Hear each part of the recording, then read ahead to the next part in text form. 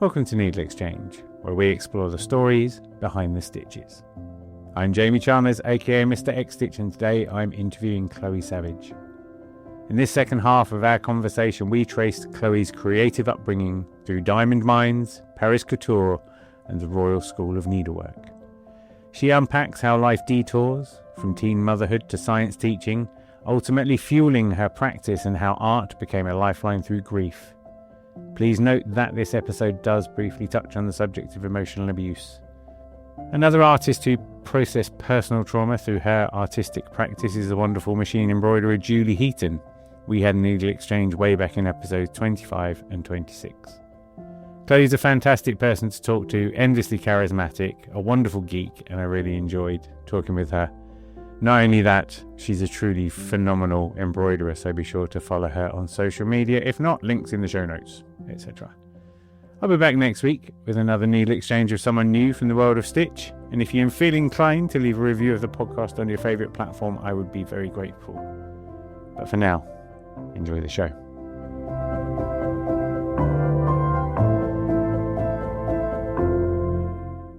So are you doing that and conservation work, or were you solely doing that? I feel like I was doing a bit of both at the time. Yeah, because presumably there's an ebb and a flow with the fashion seasons and stuff, right? Yes. And sometimes that you just think, I don't think I can do this season. My sanity won't take it.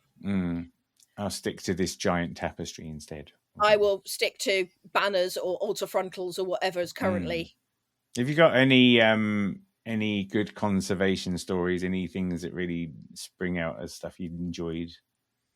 I love working for the National Trust, partly because we get to go into the rooms that nobody gets to see. We get to go through the boxes that are labelled and hidden.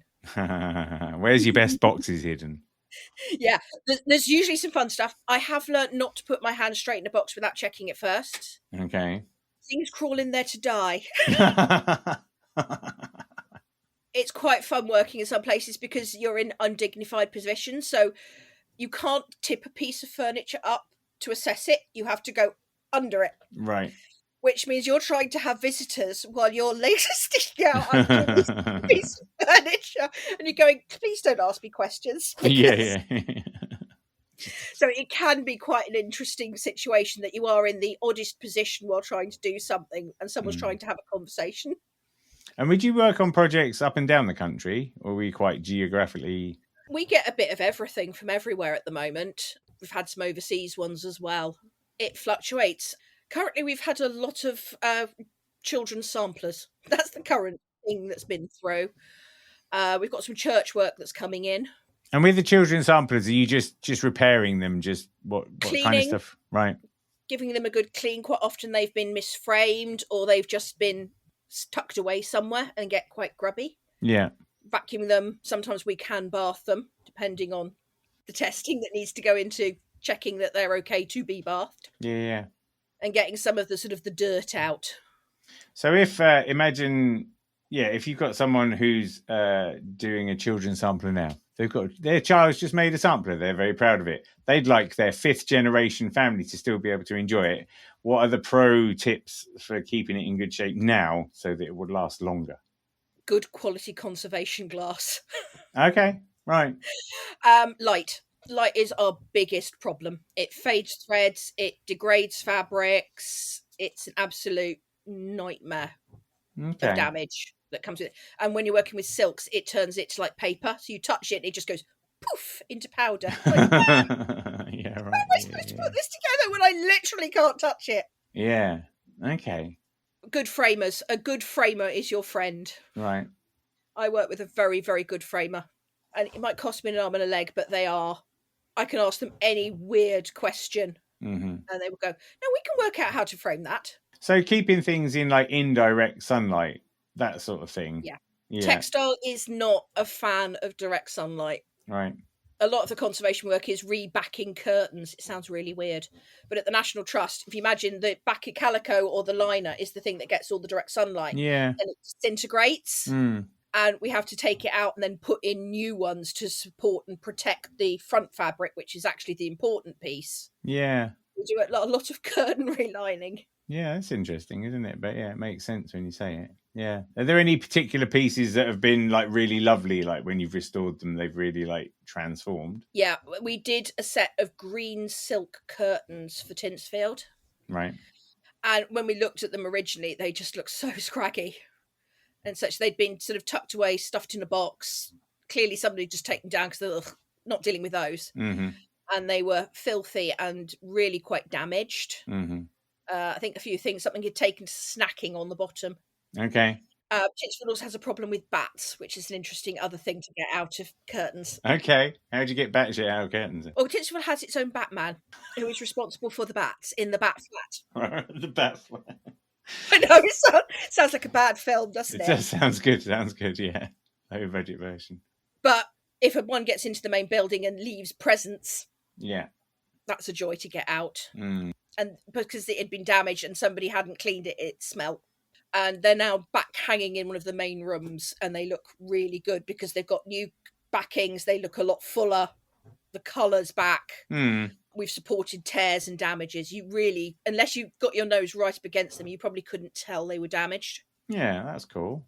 Yeah, it must be very satisfying. It's really nice to watch the visitors come and go, oh, wow, aren't they gorgeous? And you're thinking, you didn't see them 8 weeks ago. Yeah. That's the kind of before and after. That's not the word you would have used. Yeah. Oh, holy crap. You'd have been a bit, ooh, is that a dish rag? Right, so I think that's nearly brought us back up to present day. So then you get to a point, and you're like, I'm gonna stretch my artistic wings again now. Yeah. So how do, because you've got this skill set, haven't you? Let's be honest, like the work that won second prize in the hand embroidery category of the Mr. X Stitch Contemporary Needlework Prize, fantastic. Like I was going to not nerd out because you out nerd me. I can feel that. I love it when black work gets used in interesting ways. And I love the fact that like with some of your pieces, you've used, the different textile, what am I trying to say? Just strength of line work, should we say, different definitions, thinner lines, thicker lines, all those little tricks. It's actually Morse code. It's got words. Has it? It's entirely words. Is it? Yeah. God, you're a dark horse. Dark horse. What you haven't read is what the words are. So each of those patterns is a word. Oh, wow. Okay. So my first marriage was a bit of a disaster. Right. He's not a nice human. Mm-hmm.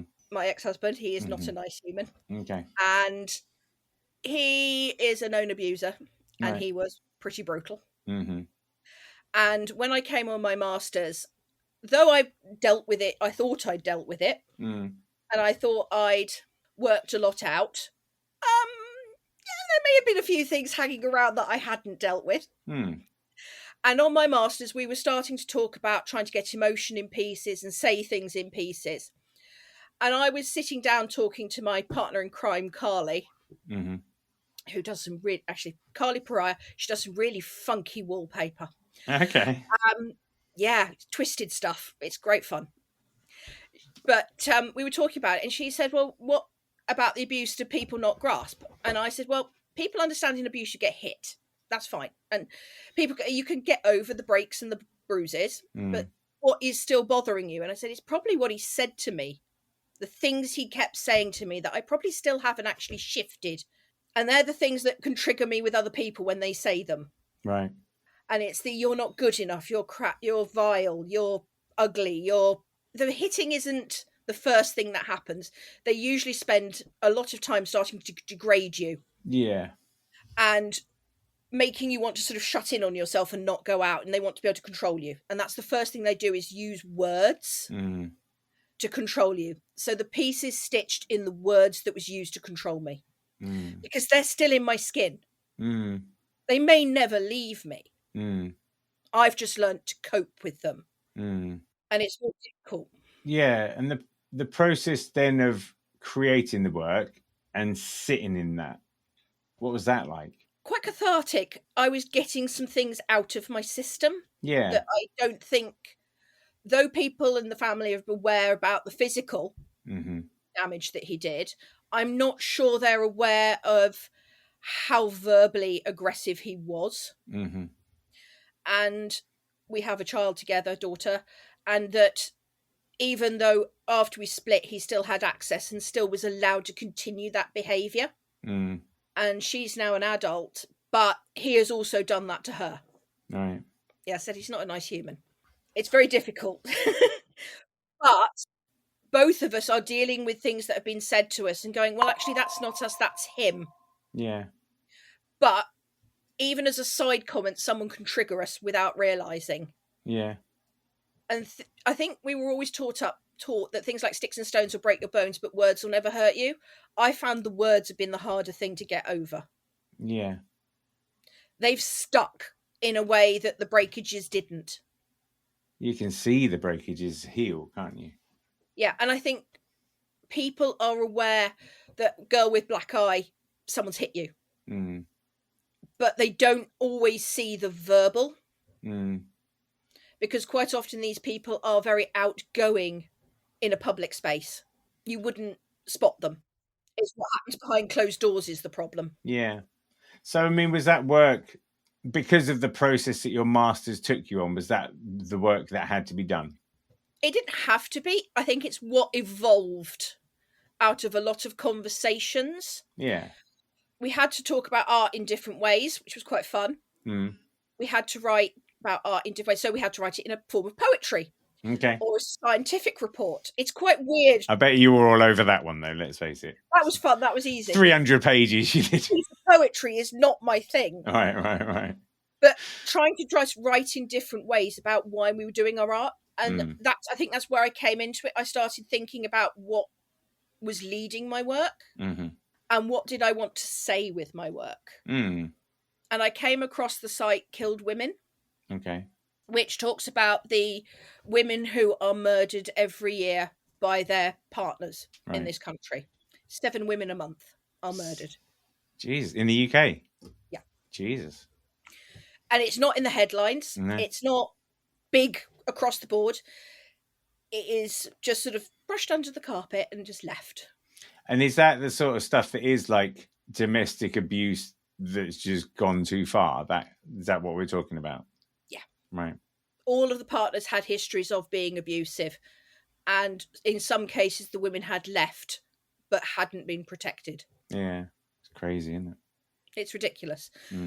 But we started talking about it, and I dug into sort of historical abuse of women. There's a whole joyous experience that I ended up in as sort of a minefield. But the piece I did for the show, the end of year show, was my journey. So from the verbal to the physical, to the loss of self, to how I had to put myself together to leave. Because actually leaving is not easy. No. I think on average it takes a woman 7 or 8 attempts before they finally manage to leave. Yeah. And it takes a lot of getting your head straight to do that. Did you find that like the research that you did helped you get your head straight or helped you reaffirm the experience you'd gone through? I think it made me realise it had been going on longer than I thought it had. Okay. I think it reaffirmed that a lot of people said, oh, he can't be that bad. And I've sort of brushed it off. And I think I was beginning to believe it wasn't. But having gone back and going, no, actually it was worse. Anyone who can say that to somebody else, no. That's not nice. That's not appropriate. And I think it also made me look at the situation we were put in through the courts and other things going, again, this isn't right. Why was he still allowed access? Yeah. And why didn't it not register to the courts that he was abusive to women and has a daughter that he was not then going to be abusive? Yeah, right. Yeah. It never registered until she got quite mentally unwell. Yeah. That he was doing exactly the same process. And it's just like, well, why did we have to be there? Yeah. I mean, I know fathers should see their kids, and I'm a big promoter of a lot of fathers seeing their kids, but there are some men who should not. Yeah, I think it's really hard for me to fathom, because to me, we know it happens. Like I'm a dad of daughters and I can't fathom it because that's not who I am or whatever. But it feels like, if you break that cycle for however it comes, isn't it? Yeah. And it's difficult. And I wanted to sort of say to women, it's not right to live with this. And sometimes If you feel a female friend is just getting a little bit locked away or a little bit more shy, maybe it's just worth having that conversation. Because you may be picking up the beginnings of this cycle. Yeah, and who's to say, the fact that she's being a bit shy now, that's an outward thing, but that could be many, many months already down the track. Yeah. If they suddenly stop going out with you or stop accepting invitations or change the way they dress or suddenly things get odd, it may be worth a conversation because something is going on. It might not be the partner, it might be something else, but it's still worth having that conversation. Yeah, 100%, isn't it? It's just good to check on people regardless. Yeah. So you did those pieces, and because it follows a journey, do you feel like that's been the journey that you've gone on? Has that you come out of the other side of that with a different perspective, or? I think I came out knowing I'm a lot tougher than I think I am. Because just to break away and go, no, you are not ruling my life and you are not dictating what I think and what I eat and how I dress to what I read. No. But I also think even now, he still dictates part of my life in that before we can leave the house, we have to think, what will we do if he turns up though? What will we do if you see him? Where are the exits? Right. It sounds really weird. Simple things become a little bit more complicated. Yeah. It's a necessary risk assessment, isn't it? Yeah. And you go, why should I have to do a risk assessment when I leave the building? Yeah. But I guess that sense of, from the research going, you're not the only person going through this as well. No. There must have been something from that as well. Yeah. It was interesting to talk to other women, and even people who had short-term relationships didn't get as nasty as mine, to go, actually, no, I have been called that, and they have called me this. And no, it's not acceptable. Yeah. The phrase gaslighting is quite popular these days, isn't it? But that's almost like that's the first version of that event, isn't it? And if you dig back into history, women locked in mental asylums for reading a novel. I mean, come on, you just wanted rid of your wife. Yeah. News. What were you doing to her to get her locked up like that? You just read some of the things and you go, you just were a bit of a git, weren't you, to lock your wife up because... Yeah. And the patriarchy was kind of way more on their side back in the day as well, wasn't it? Yeah, and you're just thinking, this has been going on just a little bit of a while. So you're not being funny. I spend a lot of time saying to my girls, look, men are just dicks. I'm sorry. I'm sorry I'm one of them, but we are just muppets. Do not believe in us. Well, there are a few good ones, but they are... I mean, even then, they're still dicks. Like, you see a 6-year-old boy and you think, oh my God, boys are so stupid. And you're like, well, I'm older than him and I'm still the same. Teenage boys are disgusting. I have teenage boys. No. I did hear a theory that said that teenagers are generally repellent and it's like a biological imperative that makes it easier for us to let go of them when they then move into independent living and stuff like that. Oh God, yes. Because you're just glad to see the back of them. You're just glad to see the back of them after a while. Like, oh God, you are gross. Can you please leave? No, you do. And then they come back when they get into their mid-20s or late 20s, you actually start to like them again. Yeah. But they don't live with you. No, yeah. And then they're quite pleasant and there's quite a good time. Yeah. And as my dad said, best joint thing about grandchildren is you get to hand them back when they're grotty. Yeah. It's like, it smells, it's yours. Yeah. Oh, by the way, I just gave them a load of cake. Enjoy. Oh, the whole point of being a grandparent is to fill them full of sugar and energy and then hand them back. Yeah, it's true. And the thing is you hold on to that, don't you, as a parent? You think, right, your time's coming, kids. I'm going to be a grandparent one day. I'm going to mess you up. I've already informed my children they're going to hate me as I get older. It's not going to be graceful. I will be getting revenge for the tantrums thrown on the middle of John Lewis floors. Yeah. Oh, God, I'm right in the middle of it at the moment. The scary thing for me is that when Flora turns 18, I'm going to be 60. And I'm going to have an 18-year-old and a 16-year-old. And I just hope I've managed to look after myself because it feels like that's a really old age to be having kids of that age or something. And I'm just like, Yeah. No, it's fun. It is fun. It's the best thing about them. No, you wouldn't, would you? That's the worst thing. It's like a pain that you love. So where's the artistic direction going now, moving forward? I am continuing to work with black work and, as you can see, a giant piece of white work. Because Because clearly I need more suicidal tendencies. I mean, Jesus Christ, white work as well, though, and keeping it clean and all of that sort of stuff. Like, yep. And stitching white on white, and this one's quite translucent. Yeah, I have my moments and think, why was this a good idea? But you were constantly seeking, it's just like the bleeding edge, isn't it? That's what it is. I want to push the techniques. White work, again, is something that we saw historically a huge amount. But how much do you see now? Yeah. And again, we're at risk of losing techniques because it's not being pushed into a modern representation. So I was having a conversation the other week about lace and the fact that like there was an exhibition of some lace work and all they'd really done was do it in different colours, which is not rocket science, but was sufficiently interesting to make it engaging. You've just reduced Katrina to the giggles. What? Because she actually makes bobbin lace. Okay. But it's one of those things that just becomes a cliche. They do because it doesn't get... And the same with black work. Do you know what I mean? That's what I loved about your work. It's just any forward thinking. And that's what's nice about the stuff you were saying about kits for school children. And that's what I thought was exciting about Hanny talking about stitching on straw is like, there's this stuff and all it really needs is new thinking. Like not much new thinking, but just to make it relevant and interesting to someone who is under the age of 45. And then we've got half a chance at sustaining this stuff, right? I mean, black work has so much mileage as a form of drawing with thread. Yeah. In a shading format. And I don't think it's explored. I think people are too stuck on the Jacobean and the 17th century patterns. And you're like, can we just try pushing the boundaries, please? It doesn't have to be. And again, with white work, you get it a bit on the baby's christening robe. And you're like, yeah, but there's so much more mileage. That could be used as a shading option. And we were having conversations about how do we light white work from the back so you can see the translucency. Because you did that with your piece, right? There was two versions of it, wasn't it? Yeah. And did you put braille in that as well? Am I right? Yes. Yeah. So it's coding those messages. Yeah, honestly, it's just like this is the thing that I don't get is there's so much untapped potential, and like I'm still baffled by just like the middle of the road, the mainstream middle of it, even just with cross stitch, right? Because there is new thinking across stitch. There's a guy called Robert John Hodge who got was a finalist in last year's Hand and Lock, and he won the hand embroidery prize here. I think he beat you. Sorry.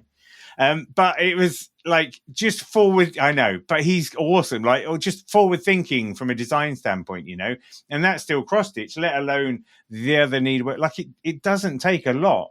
Like there are so many formats that people could become the most well-known of that needlework type on the planet. Yeah. Just got to think about it, right? Being niche is really part of the thing. It's going down quite a serious rabbit hole and becoming the expert in the weirdest form of something possible. But what gets me with needlework is there's like, in the stitch bank, what have they got? Over 400 different types of stitch? Just pick one. Noodle around with it for like 5 years and you're bound to come out with something more interesting just through reps. One of the ladies who specialises in Cantha, Akita Cool. Right. And hers is just literally, it's like a running stitch. But it's called Cantha in India and it's different creating of textures with the same one. And you're like, and it's just running stitch. Yeah. And it's not hard, is it? It's just, you just put in the reps and allow yourself the freedom to follow the ideas that bubble to the surface, which I guess is probably... That's what your masters would have been pushing you at, right? That's what the masters allowed me to do. It allowed me to go back to the process of drawing and sketching and going, can I get away with doing this? Somebody behind me going, oh, hell yeah, just go for it. Yeah, because there isn't really a wrong answer, is there? No. And that I found the masters more freeing in that sense. Because I wasn't tied to the traditional training. Yeah. I could pull on it for stitches. But heck, I didn't have to outline it and I didn't have to stick to the rules of this and that. And it's like, actually, that's more fun. Because when you're taught at the RSN, it's very much, it must be done this way. Yeah. And we were like, well, why? But then that's where the degree course, I guess, has unlocked that a little bit, hasn't it? It's made it better. I'm not sure it's got as far as it could. But they have only got 3 years to run through the ropes and teach you all they've got a certain quality level that has to be achieved, isn't it? So yeah. I guess The point of the RSN is we were all taught that 6 people could work on a frame and nobody could tell who stitched what. Yeah. Which is a quality thing. Mm. But occasionally it's also fun to go, why are we still doing it this way? Yeah. There are other ways to do this. And that's the fun of it all. But it was making me think about Julie Heaton as well, who had a similar thing with her MA studies and how that enabled her to deal with a lot of grief that had gone on as well and kind of process that. And well, I'm off to do my PhD next, so I've got a place at the RCA. Wow. Okay. I got headhunted at my degree show, at my MA show. Wow. And what's the PhD going to be in? What are you going to be? Black work and white work, and expressing it in new ways. You heard it here first. I like the sound of that. No, so honestly, my entire PhD in hand embroidery, and I'm going, have I just bitten off 4 years of work? You bloody love it. You know you do, don't you? That's going to be so good. It's going to be like, because because you've got that thing, and I've said it to quite a few people from like the RSN, you've got the skills. So now, like, all bets are off, really. You can do whatever you want because the foundations are so sound and you've got the techniques that it's just, how far you as a person are willing to, like, strip yourself apart, I guess. Something like that. And I've found that, weirdly, going back to the kits, that the more I've gone weird in one direction, more people then go, oh, but I want to learn from her. Mm. And buy the basic kits. It's really quite weird in a loop. Yeah, but it's that thing, like, because it's permissive. I remember once seeing, like, in the X Games, which is like alternative sports, the first time someone did like a 360 backflip on a motorbike, and it had never been done. And then 3 years later, they're all doing it because suddenly permission's been allowed and they've been able to do this thing. And it's a bit like that, isn't it? It's someone that needs to give you permission to just go, let's throw the rules out of the book and see how far we can take this. Yeah. And then the realization that in order to break the rules, it does suit you quite well to learn the rules in the first place. And so you double back on that and go through it. I would say it's helpful to know the fact that I can literally just look at a pattern in a museum now and go, oh, that's how that's stitched, because I've got the technical. Yeah. But then it's quite fun to go, now, how can I apply that to this? Mm-hmm. And then go throw the principle out the window and go, can I now apply it to an umbrella? Yeah. Or, I know how to build a mine. How can I build one that does talcum powder? Yeah. It all comes full circle. It all comes full circle. But I've got an engineering parent, so I was taught to think. Well, actually, not outside the box. I'm not sure we were really sure there was even a box to have a think about. And my children are very similar. I'm not sure they were even aware there's a box. How are they, any of them particularly needlework inclined? Not needleworky. My daughter is a painter. Okay. She's currently doing her art foundation at the RWA in Bristol. Right. My eldest isn't particularly arty. He's about to go into the army. Okay. And my youngest is only 13. And yes, he enjoys art, not a sewer, but he does like collecting weird hobbies. Okay. He's just taken up the organ. What size of organ? Church. Oh, God. Well, at least I don't have to sit through practice. Yeah, I suppose that's a bonus, isn't it? I was going to say until he turns your porter cabin. Because clearly picking up the weird and the unusual runs through the family. Yeah, couldn't you have just got a squeeze button? Well, actually, no, you're great. Like you say, I'm really happy I don't have to yeah. I feel sorry for the sixth form in his school who have the crypt as their sixth form centre and have to deal with organ practice. Yeah. I mean, when was it? 2019? Is it 2019? I did the British Textile Biennial and I did the Stitch Your Story installation, and that was in Burnley Cathedral, I think, when we were hanging all the pieces. And I just remember the lady came in to practice the organ, and it was lovely for a while because she was like, and she's quite this serene thing, sunlight coming through the stained glass, we're hanging all these pieces. And then at one point she just got into it and was just like, burr, burr, burr, and all this. And we were just like, oh my God, just like the vibes just being kicked across the floor and stuff.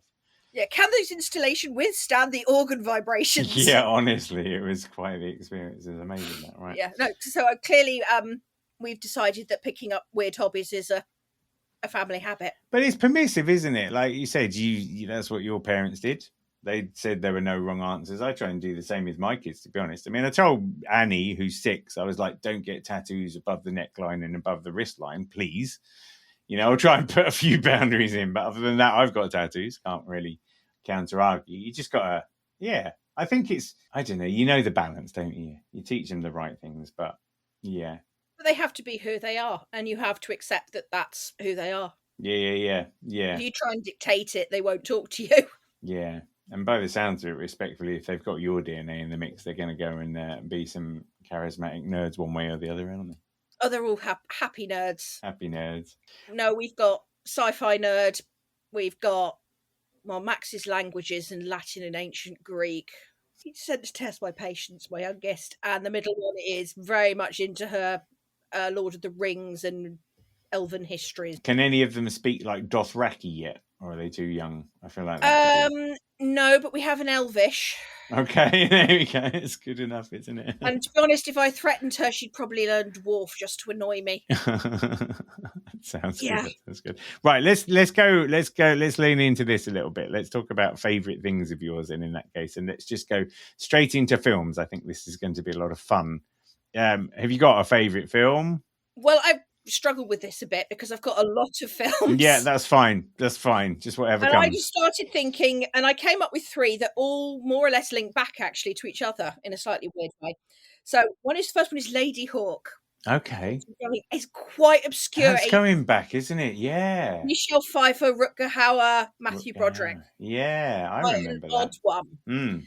Another one that again, not really on the mainstream, was The Honest Courtesan. I know that one. Catherine McCormick, Rufus Sewell, based on the life of a courtesan in Venetian courtesan, Veronica Franco. Okay. And about women. They're both of the films both relate to women dealing with situations that aren't necessarily ideal and making the best of them. Okay. And the last one, which is again a slightly odd one, but it's more because I'm getting into a lady of a certain age. Don't. Me too. Miss Pettigrew Lives for a Day. Okay. What's that about? It's a lady who applies for a job out of desperation, and she's wholly unqualified for it, and actually ends up having one of the best days of her life, and is brought out of her world of being sort of trapped in a job she hates and with people she doesn't understand, and finding that she can exist. Okay. And it all happens within a day. Oh, who stars in that? Frances McDormand and Kieran Hines. Is it like quite a modern film? It's based on a 30s film at the beginning of the outbreak of World War II. Okay. But they'd lived through World War One, where people had been lost and things had not turned out the way you'd expected your life. Does it make you cry? It can do, yeah. Yeah. Are you a crier? But also you come out feeling a little bit warm and huggy. Yeah, no, like Ted Lasso-ish. I'm well up for that sort of thing now. They're really quite obscure. No, I like those. I've written 2 of those down. I seem to remember Lady Hawk back in the day.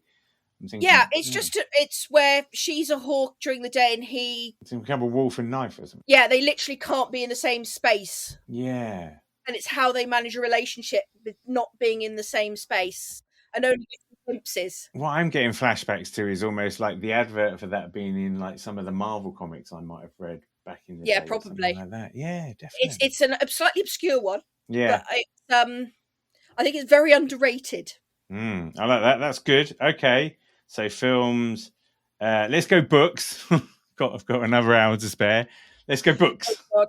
Now, again, this was a challenge because I realised that having sat down and worked out what my audiobook subscription got through like this year so far, I'm already on 272. Whoa. Yeah, I was going to say, you're not going to get time to read physical books, are you? But you must, you blitz it. So I was trying to think, what do I recur back to? Mm-hmm. So if I'm really absolutely dire, what will I re-listen to or reread? Mm.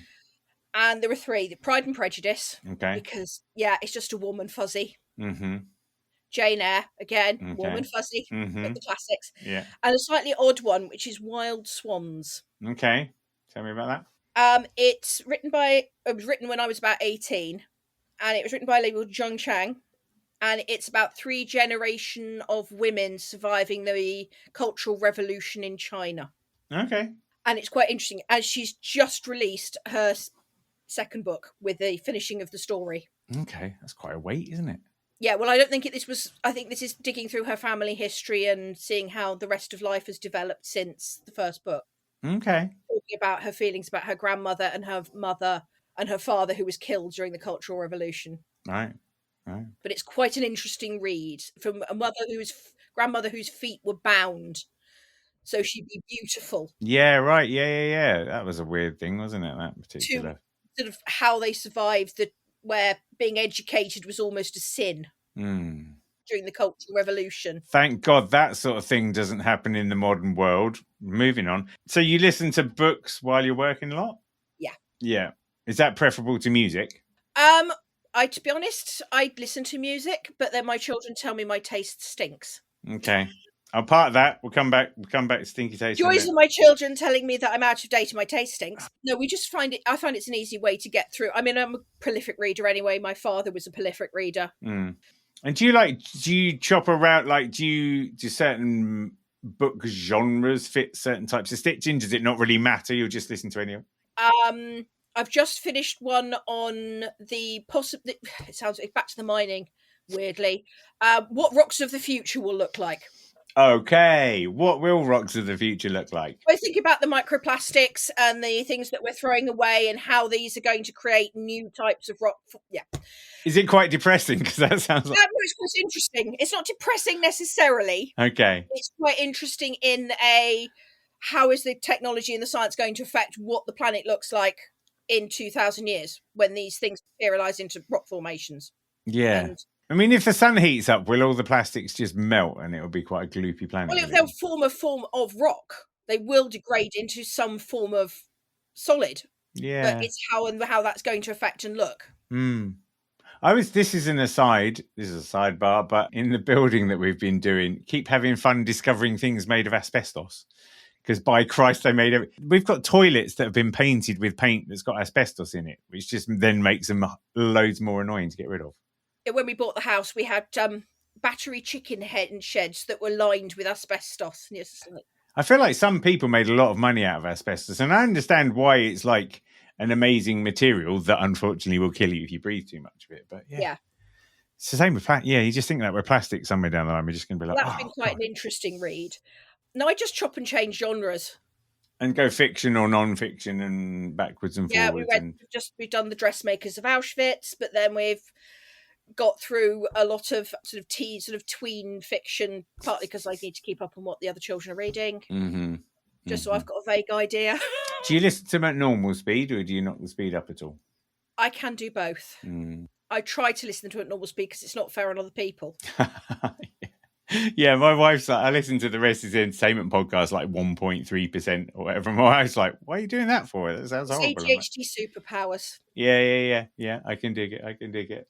And I used to do my degree listening in the car, commuting from one place to the other, driving the children. Okay. So almost the prescribed master's reading was listened to in the car. Excellent. Your children have got that in their subconsciouses somehow. It's good for them, but it's also because it's the only place I was ever going to get a chance. Yeah, I can see it. That makes a lot of sense. I'm quite looking forward to I've got a long train journey tomorrow because I'm going down to Ali Pali. And I was like, I can get some good listening done. But as it happens, I've got to write a charity application, which is not that exciting. But I hate applications. Yeah, 5 hours on the train. They're said to torture us. Right, so apparently you've got rubbish taste in music. How does that pan out? Have you got a favourite band or a favourite album? I think we came down... Again, it's a bit eclectic. It's a bit of, I like that song, but I don't like the rest of the album. But I think we came down to one that we all agree on, that it's the one that is not just a formation of my life, but it's also very much embedded into my children. As it should be. Which is My Chemical Romance, Black Parade. Oh, okay. Wow. Okay. God bless your children. I thought you was going to be something happy-go-lucky from it there. Yeah. Oh, God, no. My God. Yeah. We're a bit eclectic. Yeah, and you and I, we know we're similar ages now. The thing was, I was like Guns N' Roses and all those sorts of things. And then by the time that kind of stuff came out, I think I'd moved almost weirdly into like acid jazz. Because that was like, what, late 90s, early 2000s? Yeah. Whereas my wife, she's all over that stuff. Anything that's like, it's kind of emo-y, kind of, isn't it? And then I had the kids. So I had teens. Yeah. So it all matches up quite nicely, doesn't it? Yeah. I think the other one is I'm a Teenage Dirtbag. It's one of those songs that my children will still rock to because they are literally at that stage. Yeah. And then one day They might find a bit of Radiohead in the mix or something, and it will take. I mean, I grew up with the Beatles because Dad was born in Liverpool, and he went to school with them. Okay. Yeah, but my grandmother was a classical pianist, so we all play piano to grade 8, whether we want to or not. So your fingers really can do a lot of different things. I think that's purely the fact that it was inflicted. Yeah, I look back and I wish I'd stuck with piano lessons because my dad plays the piano, my kid brother plays the piano, but it just wasn't. I don't think we were given a choice. She used to come and be our accompanying. We all play 2 instruments. She used to come to our accompanying all our music exams and be the person who accompanied us. Okay. So what was your other instrument? Trumpet. Oh. Okay. My brother is the French horn. Tom is the trumpet. Between us, we can stand outside. Band. We can do a Christmas carol concert in a heartbeat in my family. The family have a brass band going. Yeah, right. Yeah, with the most beautiful embroidered costumes you ever did see. Do you listen to podcasts? Are you a podcast listener? I'm currently working my way through Haptic and Hue. Okay. Yep. Shout out to them. Probably need to do some kind of podcast twinning with them at some point or something. Yeah. Not really ended into podcasting particularly, though I have had a load of lessons at Emerge Studio on how to do them. Yeah, I obviously NeedleXChange. That's what you're supposed to say. That's fine. And then is there an interest? I know there's going to be an answer here and it's going to be amazing. Is there an interesting fact that not a lot of people know about Chloe Savage? You want a really good one? I'm actually completely blind in my right eye. What? What? That doesn't make a lot of sense. So everything you do has no depth perception about it, more or less. Well, I've always been blind. I was diagnosed with it at about 18 months. They're not sure when I stopped processing. God damn. So you've done all that with one eye? Yeah. Bloody hell. Sorry. How do you, because it's weird, because, you don't know any difference, so you don't really necessarily know what depth perception is like, or do you? Or how do you... I've sort of mastered it, otherwise I'd fall over things a lot. Yeah, right, yeah, but not fall off the ground, as we were talking about earlier. But, because with me, sometimes a washing line can be a bit imperceptible, but, yeah. Well, I mean, the only thing I really don't do is play balls games like tennis or badminton, because everyone uses my blind side. Right. Which side is your blind side? My right. Okay. So I'm right. Now it's weird. I'm left-eyed, right-handed, right-footed, and normally run it all down one side. Yeah. And do which you means I have to cross? And have you got slightly heightened hearing? Do you get any other superpowers? Is your sense of touch greater than the average? Touch is probably more enhanced because of what I do as well. That's incredible. See, so because that eye, I don't know if it has to work harder than the average or not, but I mean, you've spent so much of your time do you use a magnifier? Yes. Mostly because I insist on working on 64 count linen. Yeah, in white on white, probably under candlelight just to maintain a tradition or something daft. No, I've got a nice LED. I've got a very posh LED. Yes. Shout out to Daylight Company. Is that a Daylight one or not? Yeah. You know the routine. I've got a decent magnifier. Katrina's got one too, because purely we need the light, and sometimes we're working on really tiny stuff. I think if anybody's not got a magnifying light, then it's not a sign of weakness, is it? It's just a very clever idea because it makes life so much easier. Saving your sanity. Yeah, it really is. Yeah, God, and you've only got I want to, though, just for fun, ask if there's another interesting fact that not a lot of people know about you, because I feel like there probably is. Have you ever killed a person? Are you a ninja? No, but I do have a forensics degree, so I know how to bury the body. There you go. Got any pro tips? Yeah, my first degree is physics, my second's forensics, my third is in... Yeah, I know. I'm sorry. I am a complete overachiever. When I had my children, I did a sociology degree, and then I've now got an MA. Yeah. I'm just a teeny bit of an overachiever. Can you write a book? I think you owe it to us. Yeah, I think you should. It doesn't have to be in black Morse code. It can be in normal text, normal things if you want. But it sounds like, even if it's just random facts, I feel like you could be one of those people that could write an almanac. The other particularly stupid one is I did win a competition with Patrick Stewart when dressed as a squashed hedgehog. I knew it was worth picking it. I do apologise that I do have some slightly bizarre tendencies. No, that's been wonderful. I think I'm just going to say it now. I'm just going to say, Chloe, thank you for having a NeedleXChange with me. That's been an absolute blast. Thanks, James.